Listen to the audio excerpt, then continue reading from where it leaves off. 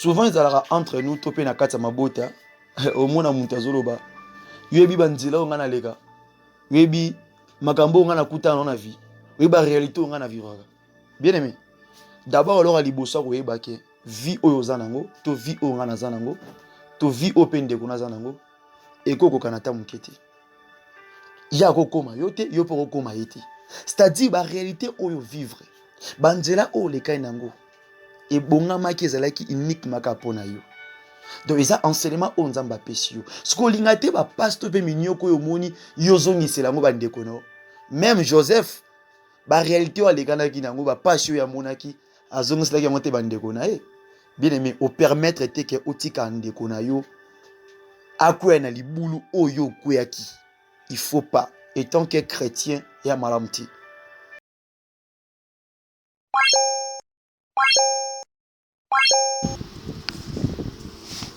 Bonjour, shalom mes bien-aimés. Napesi bino mboti na kombo na Yesu. Pona tondisa bino esengo mingi ya koyamba bino sur na présence na Nzambe. Parce que komona mokula lelo kokoba na bisika oyo vraiment ezali facilité. Malgré ba épreuve, malgré ba réalité, Nzambe wana zokuba kopesa biso bomo epepema. Yango tozali vraiment reconnaissant, pe nazali pe reconnaissant.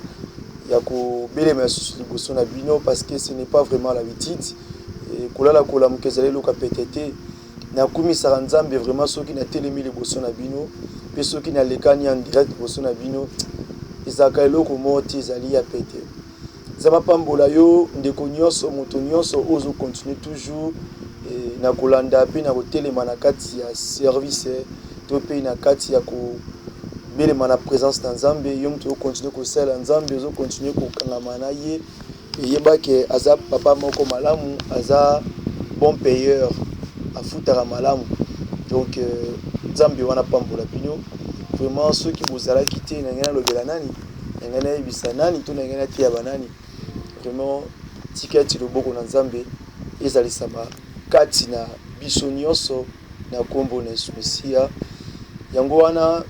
Donc d'abord que ça la prière et puis pour na kobondela pour na bande ko nyonso oyo pe bazana ba problème oyo pe bazana kati ya ba hôpitaux oyo pe bazana kati ya ba prison oyo pe bazana ba réalité bazo de kalanga mabe et donc que ça la prière et ici que zoamio ceux qui opposent un problème ya santé ya likambozo déranger au côté loboko bisika ya iloko yango soit na nzoto na yo soit ko simba pe dossier yango. Père de gloire, Sabaoth Elohim, Adonai, El Shaddai Elion Seigneur. Napesio matondi, napesio merci pour na tongo alelo, pour na tango oyo. Papa yondo pesipe ma yondo bateli Seigneur. Zambe mokote azalo kula yo Seigneur. Yonde libanga la talo yonde makasi ba santu Seigneur. Napesio merci pour na kotala etebola mnokati ya peuple na yo Seigneur. Papa yo bateli yondo bombi Seigneur. Mingi oba kufi to leki bango na lokote. Mingi oba tie bango na kati ya ba morgue to leki bango na lokote. Mingi oba enterrer bango to leki bango pe na lokote Seigneur. Tu nous as aimés par ta grâce, tu nous as protégés par ta grâce Seigneur. Nous voici encore devant toi Seigneur. Pour na copier sur action de grâce, pour na connaître la combo na yo, pour na kokumisa combo na yo. C'est pour cela aussi que j'en profite de dire aussi que Seigneur, Papa, que ta miséricorde soit sur nous Seigneur. Papa, que ta miséricorde Seigneur soit sur nous Seigneur. Papa, mawana yo ta miséricorde Seigneur. Aie pitié de nous Seigneur. Aie pitié de nous Seigneur. Papa, mawana likolo avina biso papa. Ta présence Seigneur. Papa, que ton esprit, l'esprit de feu, l'esprit saint, Seigneur, couronne-nous de joie, Seigneur. L'Esprit Saint prend possession de cette journée, de cet moment, Seigneur. Ainsi que l'Esprit Saint et que nous côté na bato nyonso bazana kati ba problème, na kati ya maladie, Yahweh, na kati ya mikakata nous, Seigneur. comme ta parole déclare que l'Esprit de Dieu est sur moi, Seigneur. Papa Nazar, et te déclarer Nicolas vie à Serge Mimamatondo, Seigneur. Accorde-elle la santé divine ainsi que la guérison, Seigneur.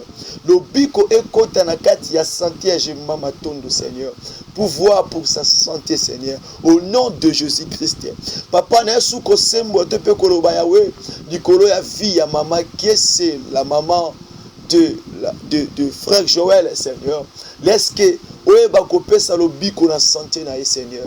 Olobi ete loboko neza mokuste pour na kobikisa Seigneur. Ni ton aurait être dû pour entendre Seigneur. Pouvoir et accorder elle la guérison Seigneur. Papa pesa lobiko Seigneur. Papa yonde yawe olobela ki mosali na Élysée pour aibisa général à côté na mai pendant cette fois et puis azwa ki lobiko Seigneur. Madi nyonso lobeta na santé na ye, na corps na ye, na âme na ye, na bokati na ye, même na aspect physique na ye Seigneur. Na zo déclaré na tongo alilo Seigneur. Toi tu as dit que au pessimis sur le pouvoir de marcher sur les serpents et les scorpions Seigneur. C'est tout esprit qui pourra nous ennuyer Seigneur. Madi nyonso zolinga été réclamé maman et même epe na kufa et beta nzoto et quoi isa est par terre Seigneur. Nazu autorité likola santé na ye. Nazu autorité likola corps na ye. Pendant que l'on été na telemeli na repousser toutes tes maladies, toutes tes réclamations. Likola via maman kese na repousser au nom de Jésus. Na kombo na Yesu Christo de Nazareth. Papa na Yesu kotika santé topé à maman welcome na sema beaucoup non Seigneur. Papa protège papa, accorde la guérison na santé à maman welcome Seigneur. Et précisément le beaucoup non Seigneur. Yo ne pesa ka guérison na rhumatisme. Yo ne pesa ka guérison na malinyoso ya kovimba ya bokono ya pasi Seigneur. Ya douleur nyonso yo zali médicaments sans frontières au nom de Jésus. Papa pesa lopiko. Papa na kombo na Yoshua Mashia. Papa na tiki suna tango oh Seigneur. Yo ba kokota dossier topé likambo ya maman Nicole Seigneur. Na bisika zaleli Seigneur. Problème ozo déranger vinae. Dossier ozo compliqué vinae. Ouais kangi makambo na finance na ye. Bisike zaleli. Na point où zaleli. Seigneur yo zali intervention rapide. Tu as dit que invoque-moi et je t'annoncerai des choses cachées. Papa na invoqué Nicolas vie à maman Nicole Seigneur. Kota ba dossier na ye. Kota dossier vina ye. Yo résoudre au nom de Jésus-Christ. Au nom de Jésus-Christ. Papa na Yesu ko senga tope koloba na yo Seigneur. Papa lo boko na nguya Nicolas vie ya maman Lili kankala Seigneur. Protège elle Seigneur. Bomba Nicolas esprit de mon nyonso ozolinga etelema. Ozolinga eiba. Ozolinga e compliqué vina ye. Ozolinga e kota e bi sa spirit, vie spirituelle na vie physique na vie matérielle na Seigneur. Na e ko repousser pena bengani yango na kombo na Yoshua Mashia. Papa na e ko tika pe santé à maman Madonna sema beaucoup non Seigneur. Que ton sang est zingae, que ton sang est batilae, que ton sang est bombae, azala atteinte lisusu na kati ya maladi nyonso nkirabe Seigneur. Bomba pe batilae in the name of Jesus. Papa na eko tika lisusu Yahweh famille boakasa mobimba nation maboko na yo na ba circonstance na mi pepe na ba réalité nyonso. Papa yo no tia loboko na yo likolo ya famille boakasa Seigneur. Pouvoir pe batela, pouvoir pe bomba, pouvoir pe tia Yahweh protection na likolo ya libota. Papa na kombo na Yesu. Papa na tiki dossier à papa Pichen na mboka zali, papa Pichen dimbweni Seigneur. Papa yondo kabaye Seigneur. Malgré la complication ya ministère de l'affaires étrangères Seigneur, malgré dossier na ezali bloqué kuna, malgré tisiko ezaka patience tozela papa na senge pa na yo yondo traitaka ba dossier yondo salaka yondo pesaka yawe o bato bazoluka Seigneur. Toi qui sondes les reins, toi qui connais le cœur Seigneur. Papa sima motema moto dans le dossier Seigneur pour te appeler document na ye au nom de Jésus-Christ. Papa, c'est ainsi que n'a koti kapé la vie à maman Karine à Semaboko non Seigneur. La mère de 3 enfants Seigneur. Papa bomba ye kokisa ba fait kokisa ba promesse, ba profession lo ba kiliko na Seigneur. La restauration, l'élévation, le succès, ma on a appelé la vie na Seigneur au nom de Jésus-Christ de Nazareth. Nazareth, papa. Papa, n'a kotika, maman béni lemo, dans la serre sagesse, entre tes saintes mains, Seigneur. Pouvoir pesa la guérison, dans katia santé, à la serre sagesse. Pesa et la guérison. Papa, n'a pas d'union sur paix, ma Seigneur. Yono changeaka, ba pièce de rechange, il y a organe, il y a santé, il y a moutou, Yahweh. C'est ainsi que je suis en train de déclarer, Seigneur, accorde-elle la guérison au nom de Jésus, au nom de Jésus. Pesa et l'obiko, kotana katinaye, yonde simba, yonde manifeste-toi, Seigneur. Papa na bonne lipe, Seigneur. Papa likolo, il y a problème, il y a Serge Jessica, na point de connaître, Seigneur. Papa, lève-toi, téléma, yo sala, yo résoudre dossier wana, yo résoudre dossier wana. Nana posa résultat malam, Seigneur. Poto peso le kumpe ma sanjoli, Seigneur. Na kombo na Yesu Christo, na kombo na Yesu Christo. Papa, Père de gloire, Papa, Père de gloire. Pe na tikimbo kananga ya Congo na sima boko na yo, Seigneur. Na tikimbo kananga ya Congo na sima boko na yo, Seigneur. Na tiki RDC na sima boko na yo, Seigneur. Le boko nanguya, Seigneur, ezali kolo mboka na nga Yahweh, ezali kolo mboka na biso, Seigneur.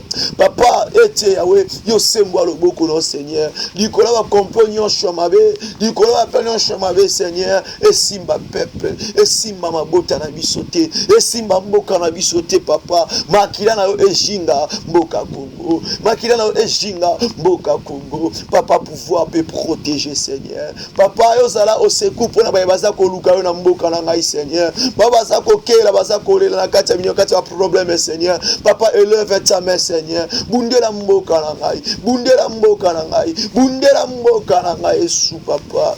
Yelo roni esila te, Seigneur. Yonde le commencement, yonde motambu ici, pe yonde souka, Seigneur. Naibi que l'objet que les ténèbres ne règnent point, Seigneur. Naibi que na mboka Congo, ténèbres za na nguyate, et na force te, parce que Jésus-Christ a choisi, avait choisi mon pays, Seigneur. Papa, telema pona mboka na bicho. Papa, sala yango yawe, na kombo na Yesu Christo. Papa, na tiki bandeko nyonso bazobela, o bazana kati ba problème, o na ebite na tangi ba kombo na ngote, Seigneur. Yo pouvoir, na bisika nyonso batima maboko na bango basimbi, Seigneur. Yo telema au sala, yo telema au pouvoir, yo répondre na question moko na moko. Yo pesa lobiko na bato o bazobela, yo pesa mosala na bato bazangi mosala, yo telema au bunda bitumba bato nyonso yo bazana kati ba problème ba kombe telemeli ba bota na yo, Seigneur. Yo telema pe au pouvoir, Seigneur, au nom de Jésus-Christ de Nazareth, Seigneur. Papa, na tiki ta nation beaucoup non, Seigneur. Telema pe au kamba biso, Seigneur.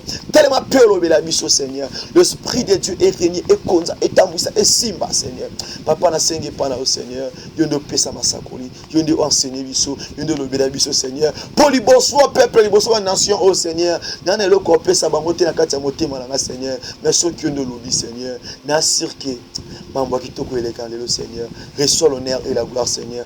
Bénis-nous aussi dans ta présence, Seigneur, papa. Tikati ministère de la repentance et koba oke liboso, Seigneur. Yo disposer bato oyo to tambwa oto kene pour te ministère o tambola pour te kombo na Yesu Christo et Zolokumu et tomba makati na biso pour être dans le ministère oyo bato mingi bako yamba kombo na yo bako recevoir na vie na bango, Seigneur. Et je crois par action de grâce et je crois par ta foi, Seigneur, na kombo na Yesu Messia ya mwa Zolokumu pe masanjoli to lobi susu.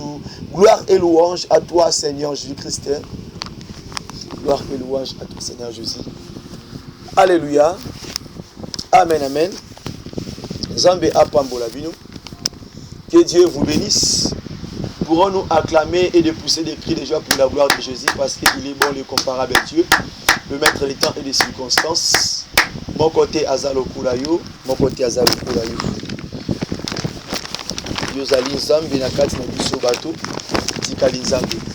Na pesi bino lisusu bambote na kombo na Yesu. Bonjour, bonjour à tous. Que mon Dieu vous bénisse. Nzambe wana pambola bino. Kokutana susu lelo ezali vraiment habitude ete ezaka volonté ya Nzambe vraiment ya sans plus tarder tokitanga na makomi ya Genèse chapitre 4 le verset 1 à 8. Tokitanga na mokanda Genèse chapitre 4 le verset 1 à 8. Faisons la lecture na kombo na Yesu. Adam connut Ève, sa femme, elle conçut et enfanta Caïn, et elle dit, j'ai formé un homme avec l'aide de l'Éternel. Elle enfanta encore son frère Abel. Abel fit berger et Caïn fit laboureur.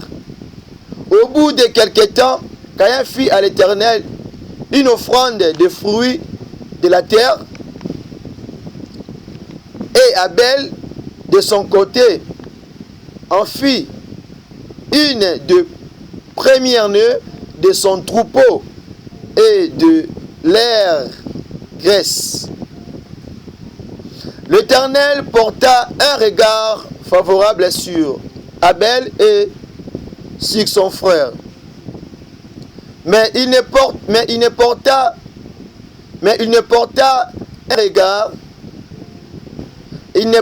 pas un regard favorable sur Caïn et sur son offrande. Caïn fit très irrité et son visage fut abattu. Et l'Éternel dit à Caïn, pourquoi es-tu irrité? Et pourquoi ton visage est-il abattu? Certainement, si tu agis bien, tu relèveras ton visage. Et si tu agis mal, le péché se couche à la porte et ses désirs se portent vers toi. Mais toi, domine sur lui. Cependant, Caïn adressa la parole à son frère Abel, mais comme ils étaient dans les champs, Caïn se jeta sur son frère Abel et le tua. La parole de Dieu, que Dieu bénisse sa parole, que Dieu bénisse la lecture de ces matinales.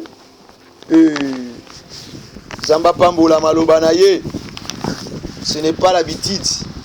La tradition, la présence d'Anzambé, c'est comme le comment que ça habitude.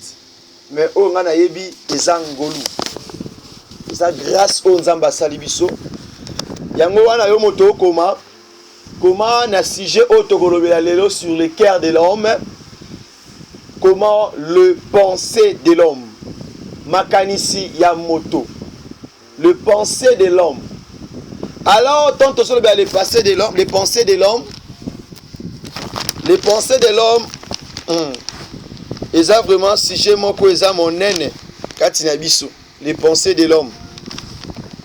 Les pensées de l'homme, ils ont sujet à mon nene vraiment les pensées de l'homme. Alors, les pensées de l'homme, c'est quoi? Tant que le bec d'abord penser. Penser zali topé manière ya ko exercer l'activité de l'esprit. Ou autrement, accomplir quelque chose. Opération de l'intelligence, conservoir, imaginer, réfléchir, ou bien aussi croire, estimer, souvenir, prévoir et pouvoir. Être sur le point de nous allons le poursuivre. Alors, pensez Zanini. Le pensée est zolo bakakaboué. Et sabisika oyo moto asalaka mosala ya tango nyonso pona ete ya koluka kozwa solution ya likambo tope ya problème o azanango. Le pensée est dans la kati ya esprit. Le pensée est dans la kati ya moto. Sauf que les pensées à Moutou, ils ont un appareil monté qui peut arriver à déterter dans le pensée de l'homme. Le pensée de l'homme est à avouer ce qui l'homme est moko à lobby. Ce qui moto est moko à lobby. Mais ce qui moto à lobby est à pamba. Le pensée de l'homme est travaillé dans son esprit. Et ça dit action moko auto lobby était. Nous avons l'opération et travailler ou bien intelligence. Amen. Et ça veut dire qu'on doit conserver ndenge pe mama conservoaka ndepe na kati ya moto zalaka. Le pensée c'est le lié au moto azo conservoir na ba domaine ya ba sujet nyonso oyo zo komela moto. Amen.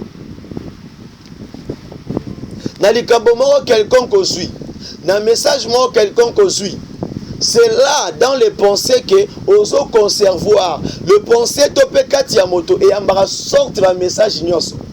Mais parmi ces messages là, moto neta ngazo recevoir, c'est là que azoe ba mesure ni na kozwa pona likambo o azomona. Alors que kuna nde moto conservoaka, kuna nde eyambaka. Alors aussi kuna pese dans les lieux que moto azwaka tant ko sala ba imagination. Donc bisika moto imaginaka. Bisika moto asa ko imaginer. Ya. Bisika moto azo mona na miso eza na kati. Te na miso oya physique. Moto avandi tato avandi bwe son akei epande ko wana est-ce que na kuta ye. Eko azalaka tende azali. Donc moto aza ko imaginer comment ndengo sala chemin pour que utala foi to pende ko na est-ce que akuta ye. Est-ce que omona ye. Est-ce que ozala pe wana. Donc c'est là où la personne a une vision. Tout le monde doit comprendre à ce moment de loin. Amen. Yango to bengi yango la première position ezali bisika oyo mutazo conservoir et puis la deuxième position ezali bisika oyo mutazo ko imaginer et puis la troisième position ezali bisika oyo moto azo réfléchir. Donc sa réflexion signifie quoi? Tant on doit recevoir problème mutazo likambo pour répondre à cause ta pour aluka solution. Lorsque aluka solution yango wana des réflexions. Donc, on a la solution à tes formules ou à tes 556, il y a des réflexions. Parce que aux luka moyen ni ndenge ko s'en sortir na problème topé na likambo wana nde yango wana réflexion. Amen. Alors que na point mususu tant lobi croire. Oui, même à ta so bateyi mutu. Même à ta so muta recevoir l'évangile. Pour na andima, pour le baké oui, j'accepte Jésus-Christ en tant que Seigneur et Sauveur. Au moment où d'abord, le premier point, il aura fait quoi? Son esprit d'abord, il faut la toucher. Si son esprit d'abord, il a déjà touché, la carte il a déjà touché, c'est-à-dire qu'il croit. Donc, nous t'en disons d'abord en apparence, et où tu as un motema. Tant qu'on comprendre, et quand tu c'est l'esprit qui nous a convaincu. Donc, le bel, il peut croire. Or aussi, tout le monde est un point estimé. C'est là aussi que nous estimons. Ce qu'elle veut faire, ce qu'il prétend de faire, c'est là aussi. Nous avons estimé. Pour un cas ou pour un problème, comment est-ce que nous avons estimé de ça la cave? Mon estimation est que nous avons payé Sabino 50 000. Bon, nous avons habité. Ce qui est beau à combien? Donc nous avons estimé. Avec 50 000 de cause ou alupanguana, tokos amutukawana. Avec 50 000 $, tokos amutukawana, tokos alupanguana. Donc, azako estimer, azako prétendre, azako donc soit qu'on prévoir. Donc c'est ça aussi je peux dire. Lorsque aussi na point mususu ezabisika oyo muntu azo kanisa les souvenirs ba historique ba problème histoire ba image o le kanango makambo le kanango donc le penser à mutu dans la kati ya makanisi ezalaka pe bisika oyo moto akotaka na coffre fort ya makambo afina yi mutu azongaka même dans les na passé na yeto pe na temps oyo alekanaki nango na kati ya makanisi. L'homme peut reculer en arrière dans les pensées. Amen. L'homme aussi peut commettre une action de futur dans les pensées. Amen. C'est pour cela qu'il y a des gens au bassin qui voyagent. À quoi bima na makanisi na yaki effectuer le comment isenga ke salema. Mutu musu peut encore zonga dans le passé. Selon nenga meme la vie na ye. Na ma pensée na ye, na makanisi na ye. De ça bisika au moto a bomba ka donc bisika au moto livre et souvenir et vendu. Ils ont la pensée à moi. Amen. On est d'accord à juste définition les pensées. Hein? Pour tout comprendre d'abord les pensées. C'est là aussi, puisque nous devons prévoir. Tu veux dire prévoir. Puisque nous devons pouvoir. Donc, pour prévoir, nous devons pouvoir. C'est comme aussi après Malobaki. Tant Isaac a tenu abi papa. Namoni kondo, namoni mbeli, namoni koni, namoni atape pétrole, namoni pe ata moto almet, mais namoni biloko nyonso. Si côté, namoni biloko nyonso oyo, mais kondo ezalaki te. Ya. Mais taba to même ezalaki te. Namoni mbeli, namoni koni, namoni mazuit, namoni pétrole, namoni biloko nyonso aucun de kotumela nzambe mbeka, mais namoni loko morote, namoni nde brebite. Namoni nde kondo te. Siko yebisa ngai papa kondo ngazabi. Yo la réponse c'est Abraham. Dieu va pouvoir. Donc dans ses pensées bec nzamba a réservé le moment. C'est m'Afrique aussi ngala pesa ka moi nga moko na zaneka oyo. Ah. Donc Dieu a montré qui même le pensée d'Abraham. Le pensée d'Abraham a qui na doutité. Et bien que non pesa nzambe pour enda pesa kingai. Donc il va pouvoir. Amen. Yanga benaki Jéhovah Jireh. Amen. Le pensée de l'homme. Et ça bisika o motozalaka être sur le point de quelque chose. Bisika même mutazwaka détermination. Bisika même mutase décider rapport à agir pour ça la eloko. C'est dans les pensées. Si les pensées est convaincu, c'est tout pour l'homme. Mutako agir facilement. Amen. Alors que pour ne pas sa phrase moko rosungayo dans les pensées de l'homme et ça bisika oyo moto akwa isamaka vraiment mingi. Alors aussi dans les pensées que un homme tombe souvent. Moto apeshaka makasi, to moto asumka makasi dans le pensée. Ce que c'est un endroit où moto asumka lokwa na makanisi ezate. Parce que dans les pensées, c'est un lien oyo, et une association biloko belé. Na pensée mutamona biloko mususu o ata na vie réelle bo amona na ngoti. Na pensée mutalobara baloba mususu ata pe na vie réelle bo mutas alobara ne ngoti. Mutako finga mutu la pensée, mutako coucher na mutu la pensée, mutu pa robima na dans en Afrique, à quel en Europe na pensée. Mutako effectuer opération et belé juste que dans les pensées. Amen. C'est pour cela même les sorciers, même les marabouts, les magiciens, même bato que simba qui si tu peux pas ça va prophétie, bato ba salaka étude ya kotala mutu na maboko simbio topé et pour aye ba vie na yo, bato wana ba travailler mingi dans les pensées de l'homme. Ce que esprit non est faible à côté na kati va penser na yo, a tanga o na kati va penser na yo. Amen.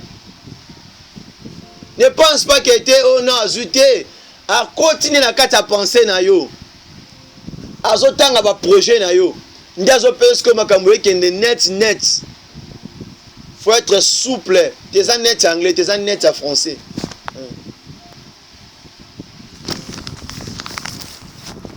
faut faire très attention les pensées de l'homme. Dans le premier point avant de kota kuna tu comprends d'abord histoire ya bandeko mibale o bakendaki kotumbela nzambe mbeka. L'histoire de Caïn et Abel. Alors que tu as dit que Abel azalaki leki ya Caïn et Caïn azalaki le frère aîné. Mwana liboso ya libumu ya Eve. To mwana liboso na côté ya Adam. Alors que tango Eva ebi kobota Caïn et koloba ete tala moto liboso habita ete j'ai formé un homme bazaki dete ka moko avec l'aide de Dieu. Amen. Alors que mais on va comprendre le contexte de la Bible tango Caïn de kobotama tango Caïn kobotama de to moni ete tu veux comprendre ici comme mambo bana yeko banda. Donc histoire bana mambo bana e bandie pa ya Caïn na Abel. Bangonde bana liboso ya mokili oyo. Bonne ba bandi histoire ya bana. Amen. So ba tunyo question. Bana liboso mokili oyo banani? Faut ba keza Caïn na Abel. Bango ne ba bandi ko pesa biso sens. Tant oyo kabalobi enfant, fils. Bango ne ba pesa biso sens na yango. Amen. Alors que Caïn azalaki laboureur, Abel azalaki berger. Mokolo moko ne bande okola mona mutosa musana e bake kotumbela nzambe mbeka. Quand bakomi na hôtel na lieu de sacrifice, bapesa nzambe mbeka. Nini oyo salemaki? Abel abongisi hôtel na ye, Caïn pe abongisi hôtel na ye. Bandi kotumbela nzambe mbeka. Tawa tumbela nzambe mbeka. Esali ete offrande ya Caïn et Mati ya Abel pe et Mati, mais Nzambe aye ko exaucer kaka o ya Abel. C'est-à-dire offrande wana tant bazo pesa, offrande ezalaka na physique ya mutu te. Offrande ezalaka na mutu ke total apparence ya mutu mdazo pesa obino c'est que non. Offrande utaka na motema et utaka na pensée ya mutu. Parce que le pensée, c'est le cœur de l'homme. Le pensée, c'est l'âme de l'homme.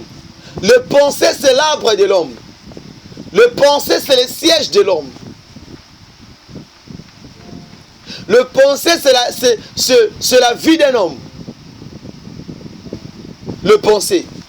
Lorsque quand on peut s'entendre offrande, même tant que dans l'église, on peut s'entendre offrande, on peut faire motoloko. Et là, on a fait la pensée na you. Si vos cas tu nous a convaincu, sachez bien que cette offrande-là est agréée. Mais ce qu'ils ont convaincu, ils ont accompagné avec des esprits. Et bien que l'offrande doit jamais agréer l'ibosouan. Alors que si je comprends bien que tant que vous présentez l'offrande Nabango, le cœur de Caïn n'était pas là. Mais le cœur de Abel était là. Avec tous ses pensées. Après, ça nous a offrande na motema na mobimba. Putain, milinge matili kolo, Dieu a nzamba eko tia kotala offrande ya Abel avec un regard favorable. Comme que dans le temps ancien, l'homme parlait avec Dieu, l'homme se conversait avec Dieu, donc l'homme avait la capacité d'écouter la voix comme ça. Et Caïn a comprendre facilement que Dieu n'a pas accueilli son offrande. Et tant que Caïn a compris que Dieu n'a pas accueilli son offrande, Dieu n'a pas agréé son offrande, et ça là qui a un niveau de pensée na pensée na et pensée ya Caïn et comment qui na niveau mususu et comment qui na point mususu. Donc akanisa ki mingi na tamoke, amona ki belle na tamoke. Donc a bota qui même ba réflexion mabe. Sotangi même na continuité avec son monde que Dieu reproche même Caïn avant Caïn agir. Hein? Zamba sont reprochés boy avant Caïn agir. Donc ça veut dire que tant que mutu azwaka d'abord makanisi ya mabe, azwaka penser à mabe, soit tu pona eloko, soit tu pona yemoko, soit pour likamoko boy. Et ça la kana voix moko elobaka na kati na biso, voix elobaka une fois. Et puis nzamba lobaka une fois. Voix elobaka une fois. Sur le lobby, ce que yoki yango soit super ko exécuter ko tosa o ezolobana. Alors que cette voix ils allaient nzamba avec tira. Nzamba lobaka. Il y a personne sur cette terre avant ça les locaux que nzambe a yebisa été ton nzamba l'accessibilité. Tout le monde dans but dans le monter tout le monde. Et un nzamba sala pour il est miséricorde. Dieu n'est pas content comme mon ayo au kouya topé au koufa. Na façon zaeli, Dieu n'est pas content de cela. C'est pour cela alobelaka moto nyonso oya lingeli. Il peut utiliser mtaliboma, il peut utiliser un animal, il peut utiliser n'importe qui juste qu'à pour sauver vie à mutu. Amen. Cela veut dire que Caïn a bota kinde va penser à ma bé. Et puis penser le temps que à garder et ça il et puis c'est son résultat. Le corps zaki bomba na kati ya sobe. Nakati ya Nazamba, qu'est-ce qu'il y a salaki? Caïn a se jeté par de konaye et puis a bomaki de konaye. Cela veut dire acte à robomawane bandaki na mutu. Et puis et kola tanzoto. Yango moni ete na premier point na pesa qui va sorte bato ba lolenge nini ya comprendre les pensées. Bien le qui très bien que il faut que bango malamu, surtout nous les hommes sur terre. Ceux qui sont na bisika auto sum karamakas to betara libaku, ce n'est que dans les pensées. Mutu akoya ramingi dans les pensées. Mutu sum kara dans les pensées. Ne te trompe pas, bien-aimé. C'est dans les pensées que l'homme fait tout. C'est dans les pensées que l'homme estime. C'est dans les pensées que l'homme réfléchit. C'est dans les pensées que l'homme azora même à ta pour toi linga mutu, pour toi balas et où t'as na pensée. Même aussi les rapports sexuels. Et bandara na pensée. Tu peux t'asseoir avec une femme ou bien avec un frère là.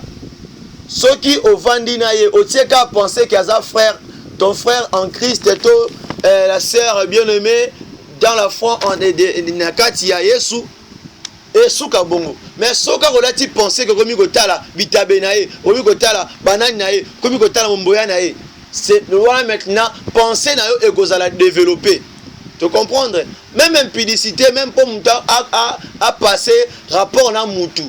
Et ça l'a raté le bon ya brisqueté. Et ben on a pensé ça rapide.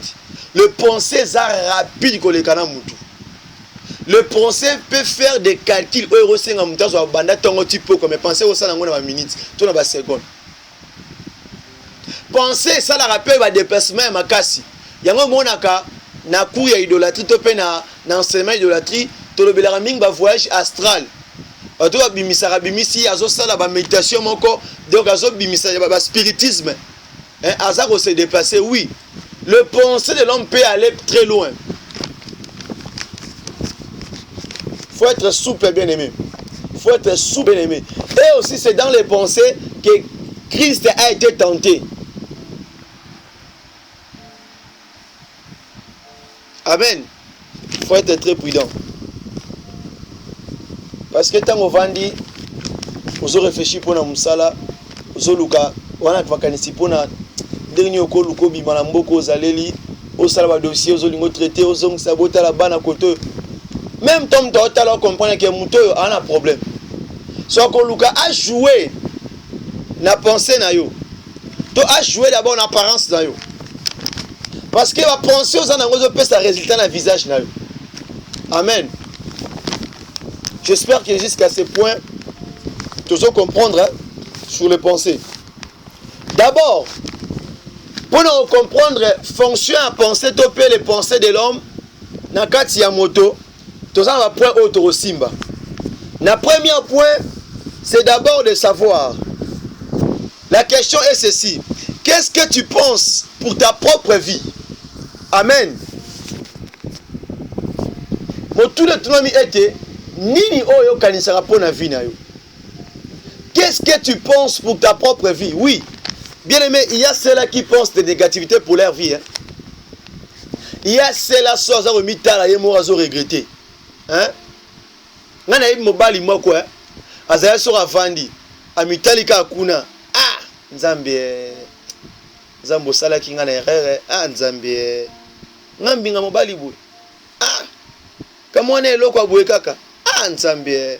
Donc en bonake ça eloko wana pona vine sili wana. Donc nzamba ça ke na défaut bisikana. Donc penser nezaka mabe pona vina. Hein? Lorsque on bossa na ke tinzamba sala ki e apesa ki appareil wana. Penzambe wana abongisa ki pe mwasi. Oya azana capacité ya ko recevoir niveau topé taille appareil wana. Tabisika penser à mutuzo kende. Yabi ke oui ezap facilité. Otali baninga so mona ke oui mibali ko. Oui, mais mobala solo za na kilote te. Mobala solo za mutu. Réflexion za ndenge nini? Savoir assumer ta responsabilité. Savoir prendre charge de ta propre vie. Savoir de prendre aussi ta propre responsabilité. Savoir aussi de bien gérer ta famille. L'homme n'est pas dans le culotte. ou bien la femme n'est pas dans ses derrière, ou bien la femme n'est pas seulement dans ses devants, ou bien la femme n'est pas seulement dans son calebasse. Non, dans sa calebasse plutôt. Savoir assumer tes responsabilités. Parce que selon Proverbe, la femme sage bâtit sa maison, ne détruit pas sa maison. La femme sage ne bâtit pas ses derrière. La femme sage ne bâtit pas ses seins. La femme sage ne bâtit pas son devant. La femme sage ne bâtit pas sa figure. Mais la femme sage bâtit sa maison. Ça veut dire elle doit être une mère d'une famille, qu'elle devrait assumer ses responsabilités étant qu'une mère. Il y a cela, il y a des femmes, il y a des jeunes, il y a des sœurs, il y a des mamans qui ont rejeté leurs enfants, qui ont abandonné leurs enfants à cause de quoi? De manque de la responsabilité. Il y a même ceux qui ont de l'argent, qui ont des possibilités, mais parce que il y a, bon, comment je peux dire cela? Il a des responsabilités, donc il a de l'argent, mais il manque de prendre la responsabilité de ses enfants. Parce qu'il n'a pas ce cœur-là. Azako bâtir, azo tongane tolo, azo tongane sima. Na liboso nae.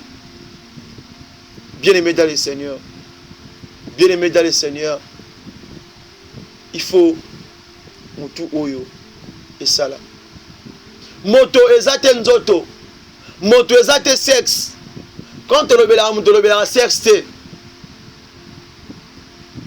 Moto ezate oyo ezate non il faut ça là. Là tu sois le baïb ça va toi tali mutu. Eh mais mutu mbinga mukolo oh tellement bon ça na âge na yeba na te bendeni. Non, et que mutu munene bongo muke. Cerveau est muke. Réfléchir est limité. Comment on est vie est limité. Un homme n'est pas seulement de taille. Bah pas que ton dit non, un homme mutu faut travailler pour ne pas ouvrir des portes. Namona maman ça na ba libote za na mbongo. Mais maman zo korate ko éduquer bana parce que azo korate ko bâtir sa maison. Mais azo ko bâtir ko na soit vendeli kabelo, soit vendeli ko sala ba gymnastique pour na ba sima evimba. Ko pakola produit pour na tolo evimba, ezala na position tika na fixe. Les pensées de l'homme. Les pensées de l'homme. D'abord, nini oyo kanisa pour na vie na omona. D'ailleurs, mon accord, il y a bien non, oh non, non, non, c'est quoi en fait? Hein? Yoso mon accord va via baninga kitoko, bongo vie na yo moko. Ta vie à toi. Ton vie, ta vie. Ta vie.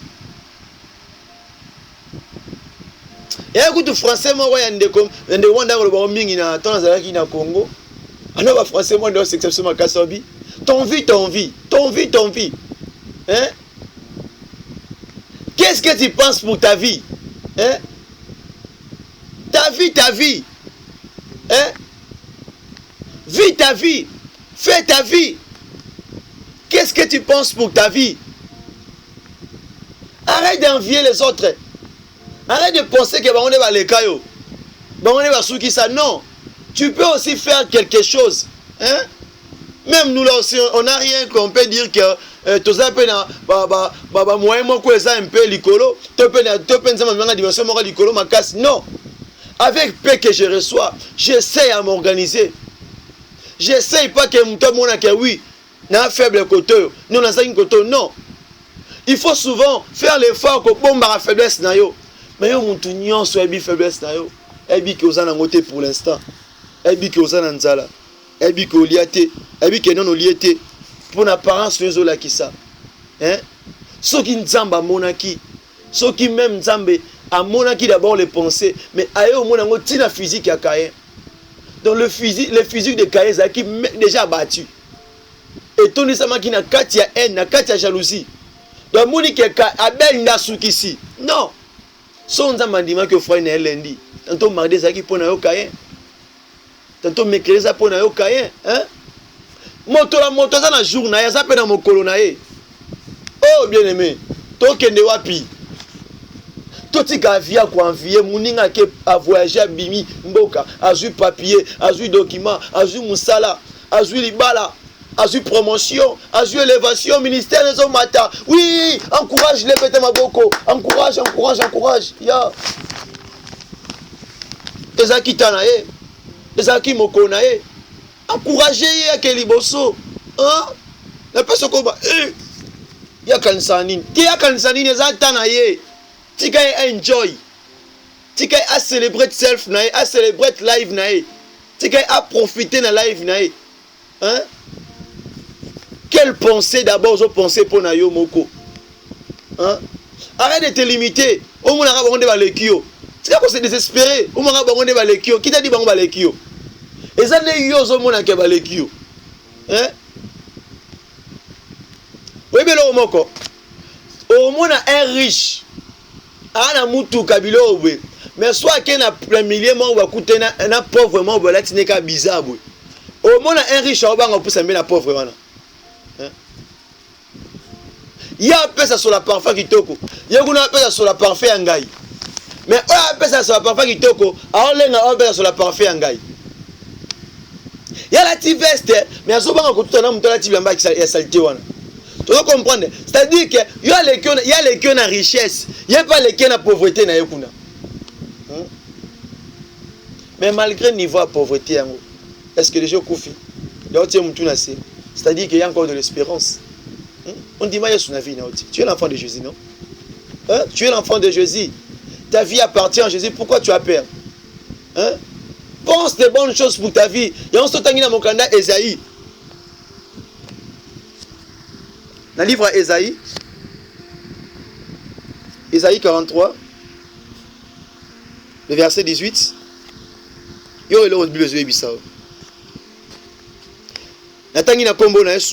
Ne pensez plus aux événements passés et ne les considérez plus ceux qui sont anciens. Oui, c'est déjà le passé.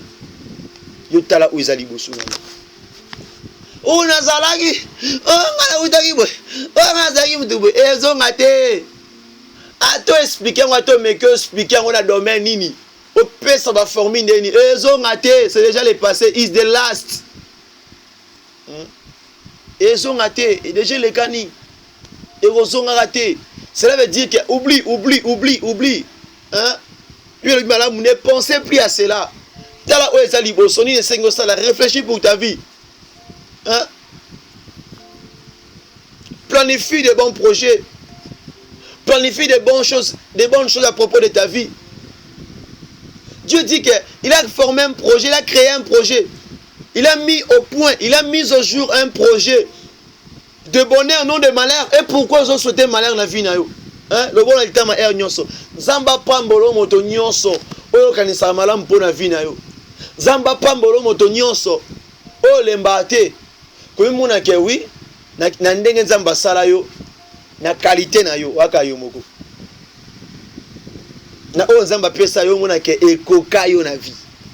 Et puis nzambe a fortifié mutu nyonso continuer kolela. Longwa lo bona litama. Longwa lo stress wana. Ala te longia sengo. Ah, soit projet ya bonheur. Tango na nzela na yo.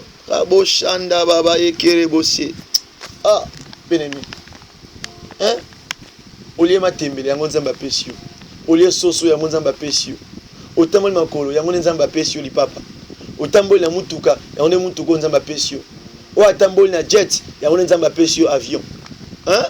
Olali na toko yango nzamba pesio. Olali na éponge yango nzamba pesio. Olali na mbeto wana munene yango nzamba pesio. Ça veut dire que biso nyonso tolala pongi moko. Mais différence dans le de goût, hein? Goût. Hein? Et l'enginde, hein? Des différences. Et puis, on se trouve là à pongi. Liwe zarana boke sonité. Oh, liwe ba riche, liwe ba pauvre. Les raté. Sauf biso na physique. Tant que na ko enterrer, tant que na ko kunda na enterrement. Nde, tout le monde a la différence que waza ki pauvre, waza ki riche. Mais tant que tu vas kufi na bango, kuna différence ya na ngote.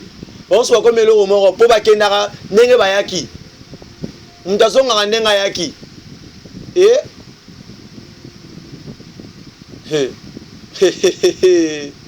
Jesus. Même si ok. Oh.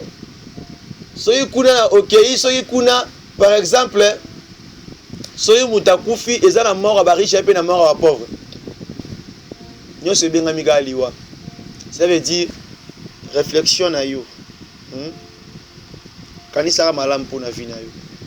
Monara bilora bien pour na vie na yo. Au limiter vie na ote maman. Please. Bien aimé, please au limiter la vie na ote. Na bonde lui ne limite pas ta vie. Hein? Ba o ba zo ba o ba simba bango ba sukisa te ba clôturer te. Hein? Le rare ezaki pas Caïn parce que atalaki lobité ataki le présent.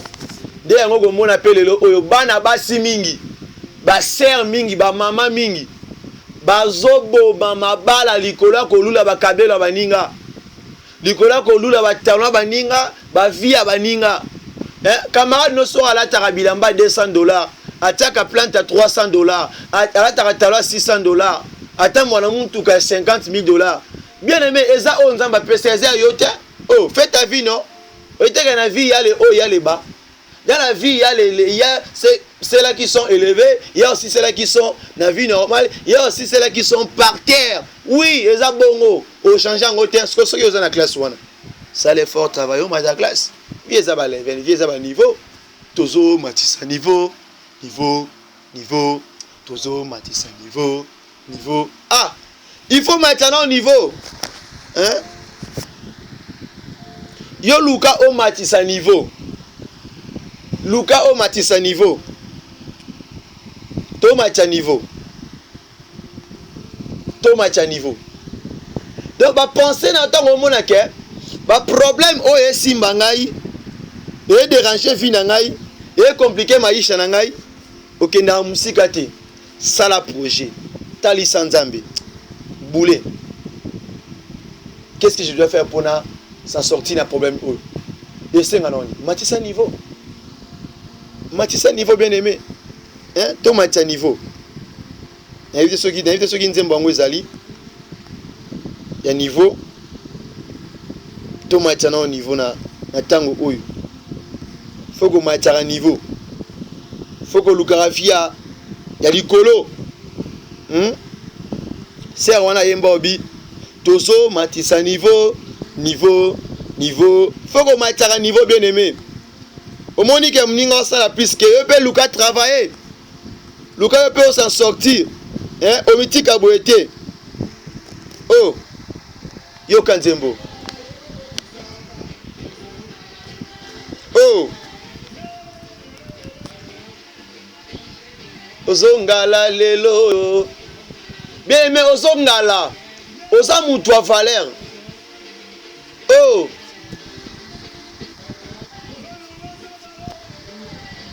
Oh.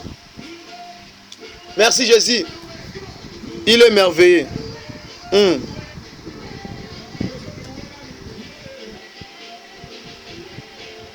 Yoka. Ekoti. Il faut que matcha. Tozo matissa niveau. Yoka.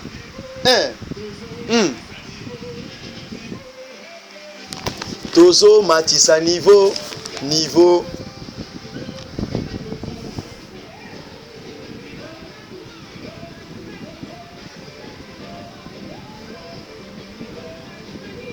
Il faut qu'on m'attaque niveau na vie na yo. Hein? Il faut que mon arrêt vie sous qui wana te. Même à ta bisque monique na physique aux a limité, mais ma pensée nous a limité. Faut jamais limiter tes pensées. Aïe. Ah non. C'est Dieu merveilleux. Toyo quand on a souka. Il faut m'attaque à niveau. Bisque tu vas limiter yo ta la limite na bango te yo mona musika.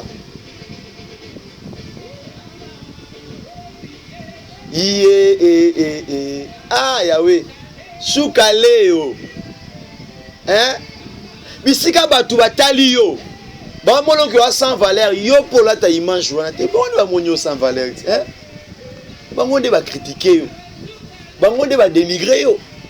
Bangonde va considérer, ce n'est pas Dieu qui t'a pas de considérer. Hein, maman? Bangonde va payer sur valeur. Est-ce que vous n'avez pas payé sur valeur? Wa moto na motuya, wa moto na valeur.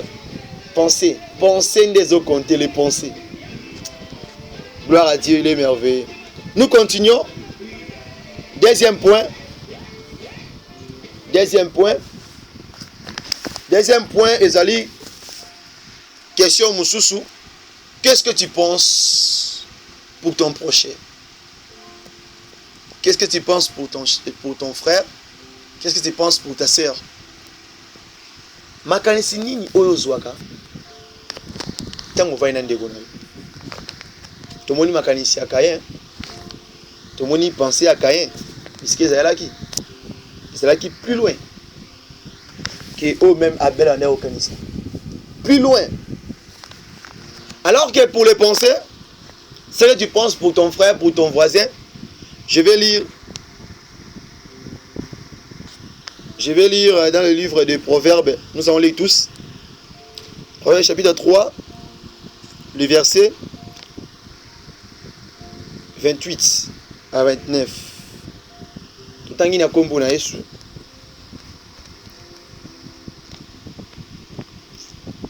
Ne dis pas à ton prochain, va et reviens. Demain je donnerai quand tu as de quoi donner. 29 verset. Ne médite pas le mal contre ton prochain lorsqu'il demeure tranquillement près de toi. La parole de Dieu. Bien-aimé. Ba pensée nini oyo zalaka nango tango vandaka na bandeko na yo. Tona ba master na yo. Tona ba camarade na yo. Tona ba collègue na yo. Tona ba frère même en Christ, na ba sœur en Christ. Quelle pensée que tu as? Tu sais que pour na vanda mutu bien, c'est d'abord les pensées.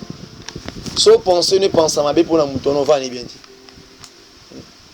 Au lieu de ceux qui même mutu na domaine oyo mutu amona ke mutu za sérété. Attends mutu na bisi vérité. On dit manati. On dit mati. D'abord penser na yo. Ninga vanda na yo. Asekisaka yo, azoko lokola ndeko. Donc pour ça presque nyonso na ye. Un niveau va faire ma bébélé. Mais il y a quoi arriver que souvent on a que comme si on a doute pas na ye, comme si bongo bongo hein, na problème ou assiste à été hein, ou intervenir raté. C'est ça les pensées de l'homme. Ninga zumbonga kabelio pour son biloko kolia. Après si on a sens à malade. Nyonso ya raté na sens à mabe hein. Tout le battre na mukilo bato se sera pêché loko fa ki rolobara na gauche té. Fa ki rolobara na droite té. Na vie il y a les positifs, il y a les négatifs. De ya pe na bato ba sala bolamu hein. So il va pêcher a pêcher pe sili wana. Pe akobeta liso na ngote na mukilo eza na bato malamu baza ebele. Baza ebele mais pour na mona bango balora ba diamant. Balora ba diamant, balora or. Boy, difficile. Na mokili oza na bato beso pasali obolamu esili wana obeta pe histoire na ngoti. Hein? Mninga asungi yo apesi yo mbongo. Apesi yo elamba polata. Mais tala sujet oyo changer. Ya kanisi nini? Amona ka lokwa ye na yeti. Ochola ngai. Beso yenga zangi biloko lia. Nga zangi bilamba. Ochola nga toni. Muninga apesi sa muninga ochola yo. Mais après ce oiseau n'a ngoté, hein? Oui, bah réponse nous se peut ça na kande, m'do appeler ça sunga yo. Comment il logo et ça ni vraiment. So moi $500. Non ok na ouais. Non na yo. T'as courage, t'as audacité. C'est ton argent toi. Is your money. Oh nonsense. Pardon.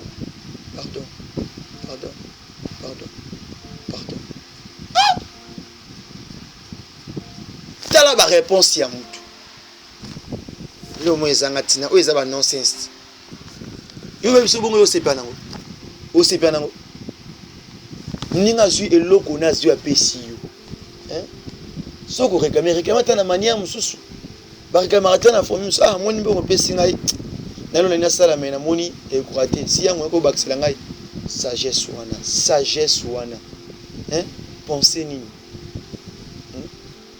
ozana ndeko na yo mbala yake pa na bino obeta déjà calcul ndeni okati ya mbala ne corner yo botola mobala muninga yo botola mwasi ya muninga yo poza ki na penser mabe pona ye ande kwa mbala ne wana ande kwa na mwasi ne wana Pwebe que oza master na ye, oza frère na ye.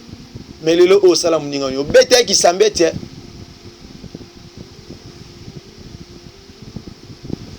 Muninga tio na musala, engagé a tio na cop. Bomo travailler. O beta muninga coup de to balukela muninga.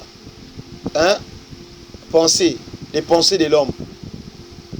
Muninga sugyo na mutu ya bolamu. Apesi abandi bolamu. Mais ola o suksa na bolamu, yo sukisi na mabe.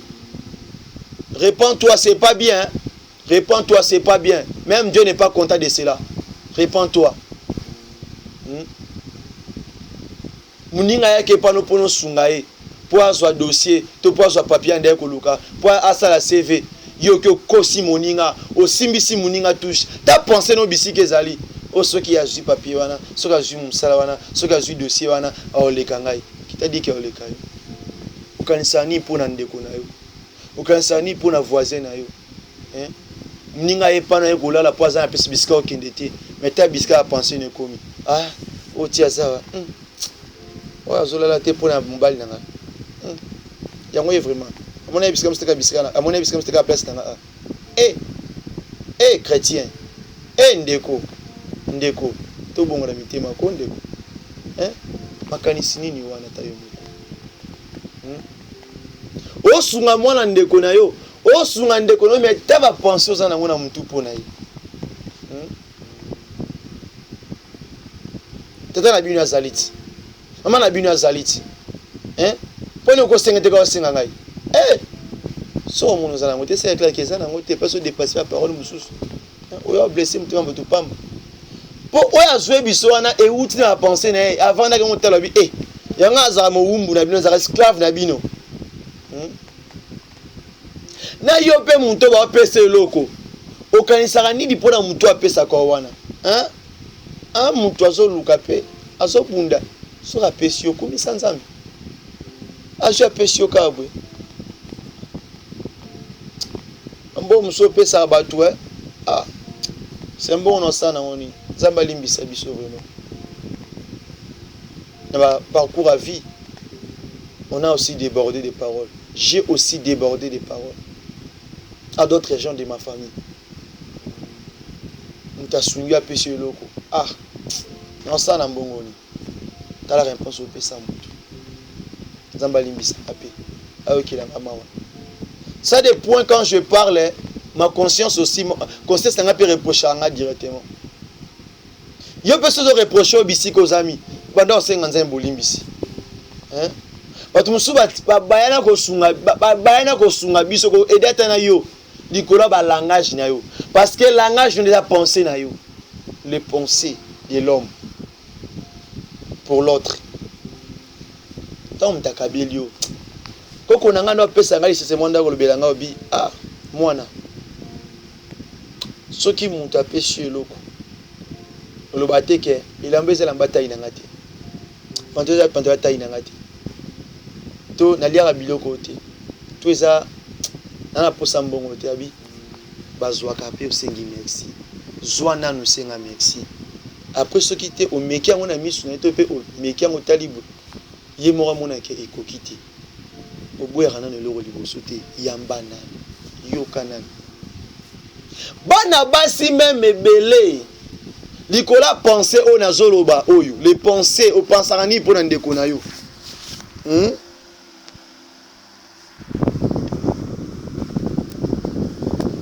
bana basi ebele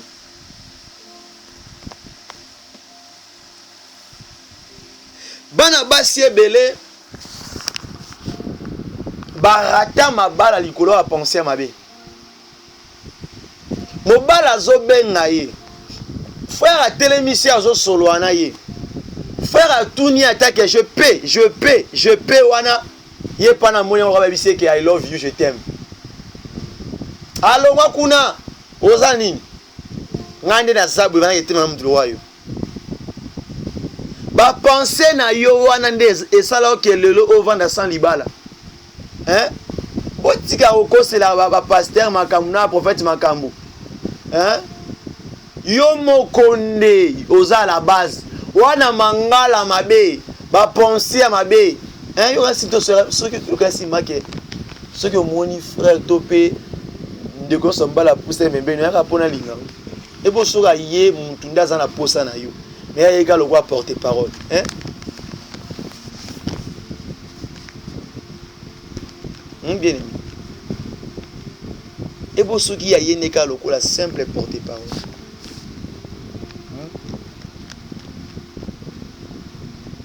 keba oyo refusé rite otikali bozangi libala keba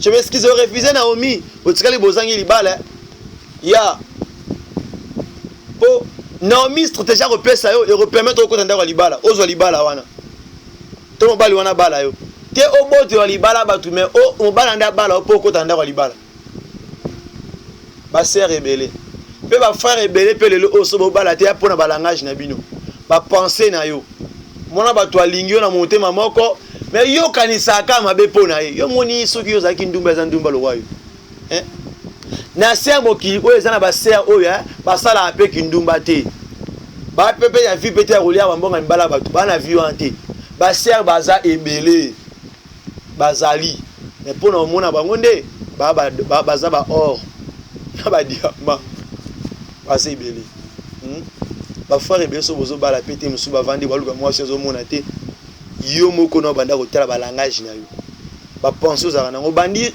début ya relation je commune à penser musu ya sud ya ouest mais ti okoti ser wana eba ke ali banga te anzete te kunzete bota ba fruit kutu matite bota pe mena manzete ça veut dire ala camarade ana ba collègue ana ba ami pe oyo kutie na bango oui mais n'a pas possible banda ko supporter na olika mukolo moko e passa be kia te bien aimé oh olingi ni kondeko hein yo pe ser neti mutuloko la ngaboy entouré de maman et de sœurs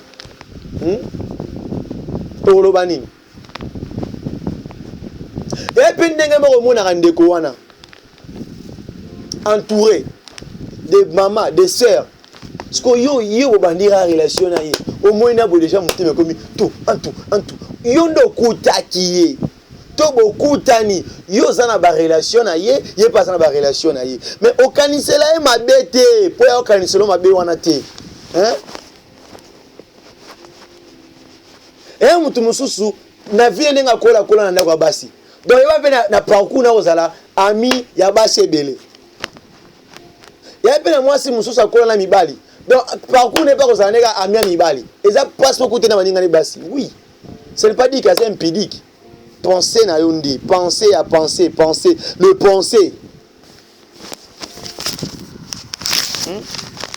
yango bi beje perception na mokanda proverbe 3 verset 9 le bien te oloba okanisila muninga mabete tango ya avandi pebeni na yo tranquillement ne médite pas les mal tant que tu n'as pas les preuves hein yo preuve exacte mais okanisaka mabe penser nini wana bien aimé troisième phrase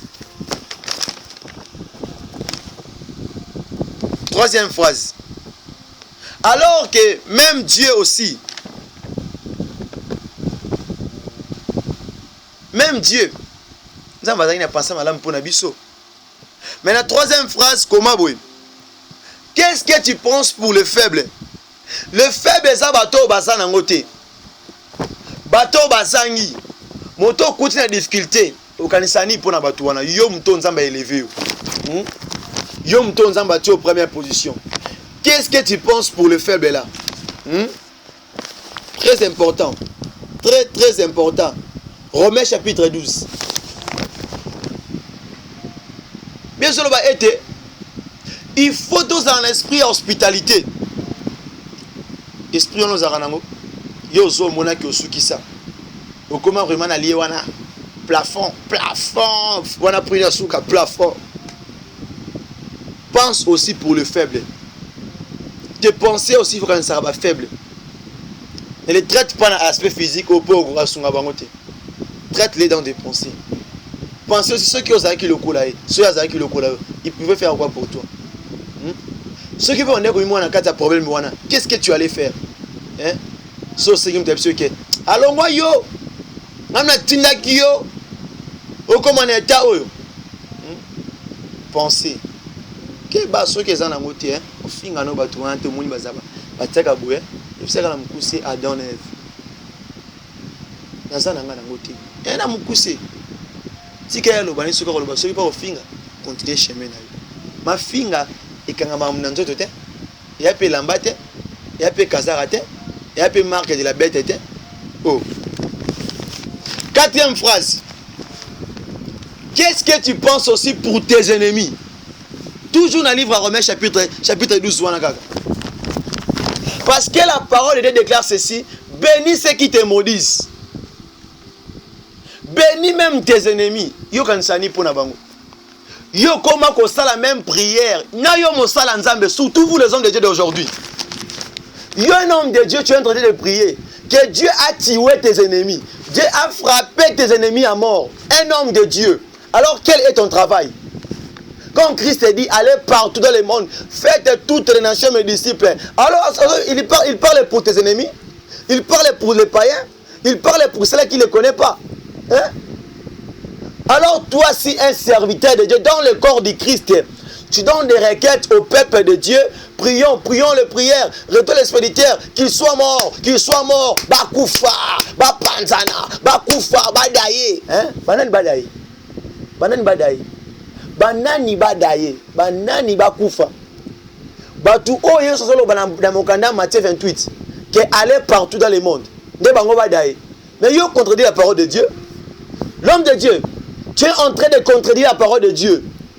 On ne t'a pas dit d'aller partout dans le monde pour aller prêcher les chrétiens. Mais c'est aller prêcher les sorciers. C'est pour aller prêcher les magiciens. C'est pour aller prêcher les homosexuels. C'est pour aller prêcher les lesbiennes, les pédés. C'est pour aller prêcher les escrocs, les aventuriers. Même les gens qui te critiquent. C'est pour aller leur prêcher. Leur prêcher la parole de Dieu. Bien aimé. Oh! Surtout dans mon pays. N'ayez baraté. N'ayez baraté requête oyo. To boma bango. Bomaye. Akufa. Voyez les grenades. Tchouaa! Bouh! Et qui n'est pas akufa et ça là. Mais yo contredit la parole de Dieu. Ça ce n'est pas penser chrétien la pensée nini. Pensée nini wana. Un homme de Dieu. Quel genre de pensée? Quel genre de prière? Nous luttons contre les autorités. Nous luttons contre les esprits mauvais, contre les princes de ce monde. Nous ne combattons pas la chair. Nous ne combattons pas les sangs. Hein, bien-aimés? Comprenons la parole de Dieu. Oh. Aujourd'hui, comme surtout, et bon, on a payé, on a ceux qui ont un problème. Hein? Envoyez, fait, Bazika, Bakoufa. Yom de salara prière wana envoyé fait bazika bakoufa. Bane bazika, mais bakoufa. Bien aimé. Les temps de l'Ancien Testament c'était l'ombre. Mais quand Christ a expliqué biso nini ko la chair. Et c'est lui qui a été fait la parole chair.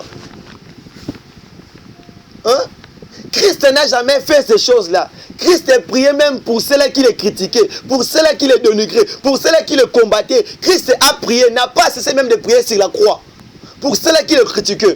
Même au dernier souffle. Bien-aimé, l'homme de Dieu, réponds-toi. Fidèle, réponds-toi.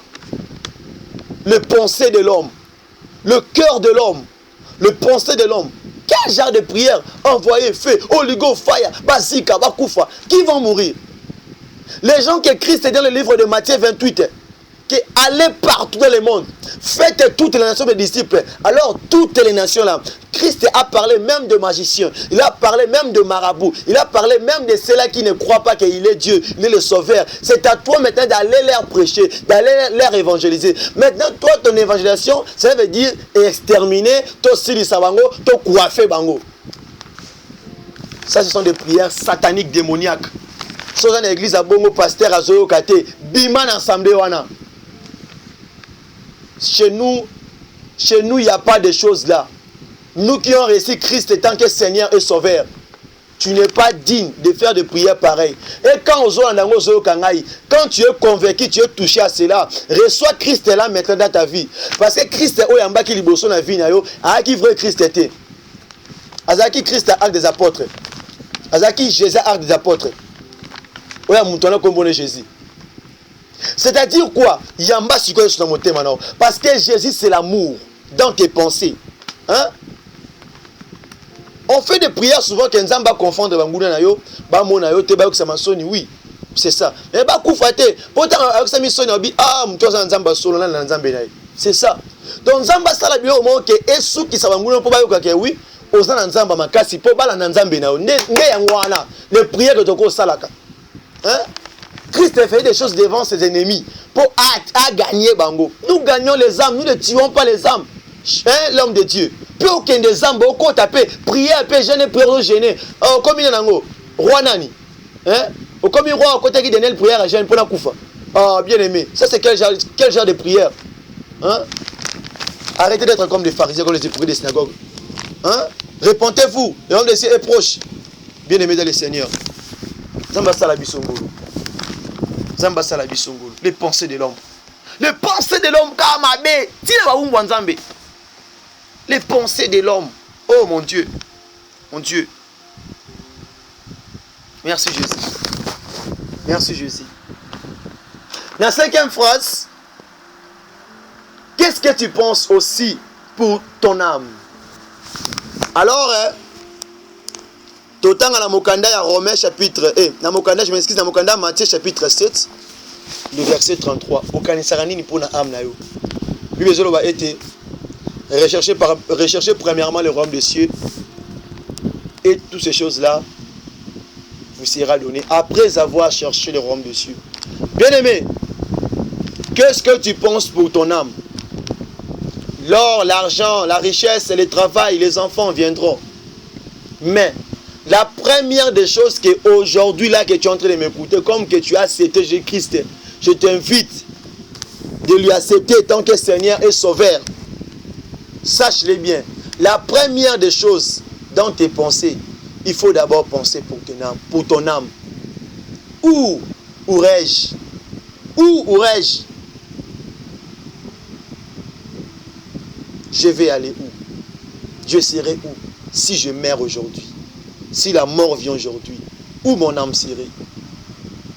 Parce que la parole déclare, cherchez premièrement le royaume des cieux.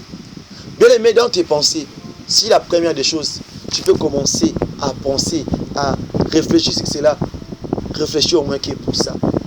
Comment est-ce que, si la mort vient aujourd'hui, j'irai où? L'or, l'argent, c'est un faveur, c'est un don. C'est une bénédiction que Dieu t'a donnée.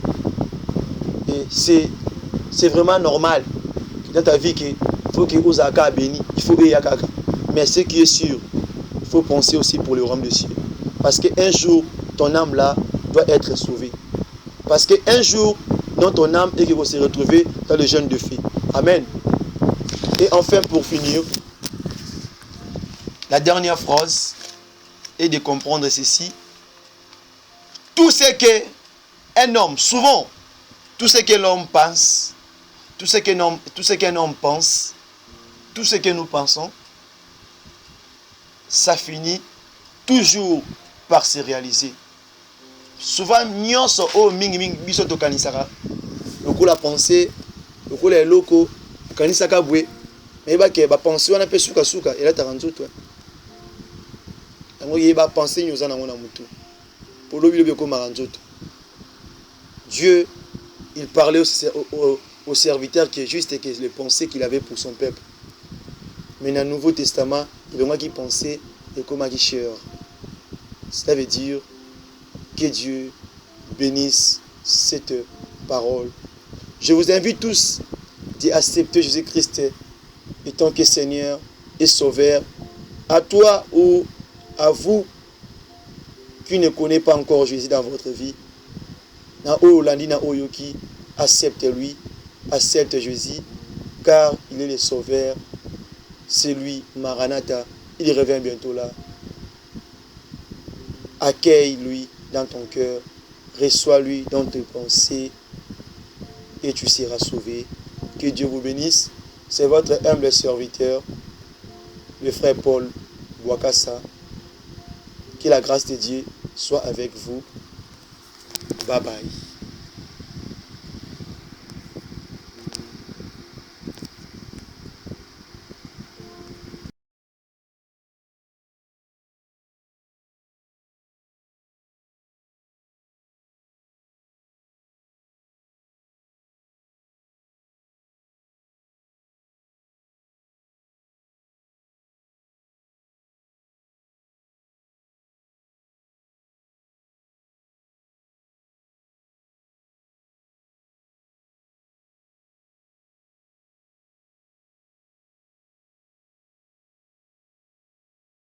Se rassurer d'abord. Want to know nicely if Est-ce your que enemies are your enemies seeing what I'm doing? Et puis l'ennemi de Job, and the enemy il avait tout dit. It say everything. Papa ope sakaye boye. He said, Osalelaka ye boye. Yango to sakayo. That's why you should respect. Mais ce que tangi na Job 31, But if you read Job, ezo sungo comprendre que makambo musu ekoma na vie na yo, eza te bandoki ya famille, eza te bankadi ya famille. Makambo musu ezokoma na vie na yo, eza etamboleli na yo moko. Parce que tango nzamba permettre Satan asimba nzoto ya Job,